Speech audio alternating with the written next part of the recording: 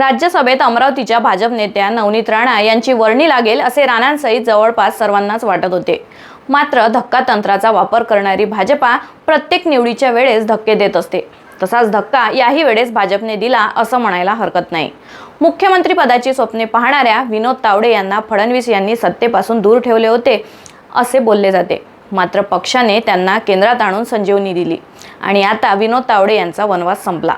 दलित नेता हे लेबल असलेले रामदास आठवले यांना भाजपची राज्यसभेची तिकीट फिक्सच असते। नागपूरच्या माजी महापौर श्रीमती माया येवनाते व हिंगोली भाजपाचे माजी जिल्हाध्यक्ष राम वडकुते यांना उमेदवारी दिली, पण नवनीत राणा यांना दिली नाही। याचे सगळीकडे आश्चर्य व्यक्त केले जात आहे। मात्र नवनीत राणांना राज्यसभेची संधी नाकारण्यामागे काही गंभीर कारणे सुद्धा असू शकतात। राणा विधानसभा निवडणुकीच्या वेळी हिंदुत्वाच्या मुद्द्यावर भाजपचा आक्रमकपणे प्रचार करताना दिसल्या। अमरावती जिल्ह्यातून 5 आमदार निवडून आले, त्याचे श्रेय राणांनाही मिळाले।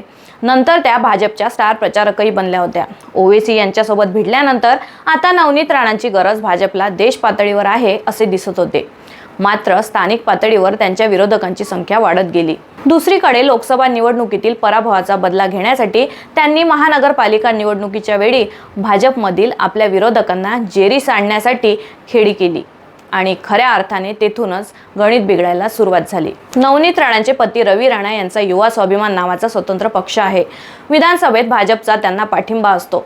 मात्र आपली रेष मोठी करण्याच्या नादात भाजपची रेष पुसण्याचा प्रयत्न केल्याचा आरोप राणा दाम्पत्यावर स्थानिक भाजपवाल्यांनी केला। राणांनी भाजपसोबत युतीची बोलणी सुरू असतानाच उमेदवारांची यादीही जाहीर करून टाकल्याने पेच निर्माण झाला होता।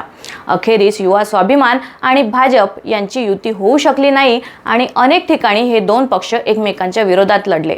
यामुळे भाजपचे 12 ते 13 जागांचे नुकसान झाल्याचा आरोप राणांवर भाजपमधील विरोधकांनी केला होता।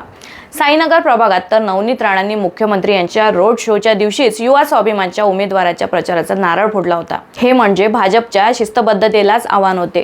राज्यसभा न मिळण्यामागे अशी कारणे राजकीय विश्लेषकांकडून सांगितली जातात। याबद्दल आपल्याला काय वाटते ते कमेंट करून लिहा आणि अशाच खडानखडा माहितीसाठी आमचे खडेबोल चॅनल सबस्क्राइब करायला विसरू नका। धन्यवाद।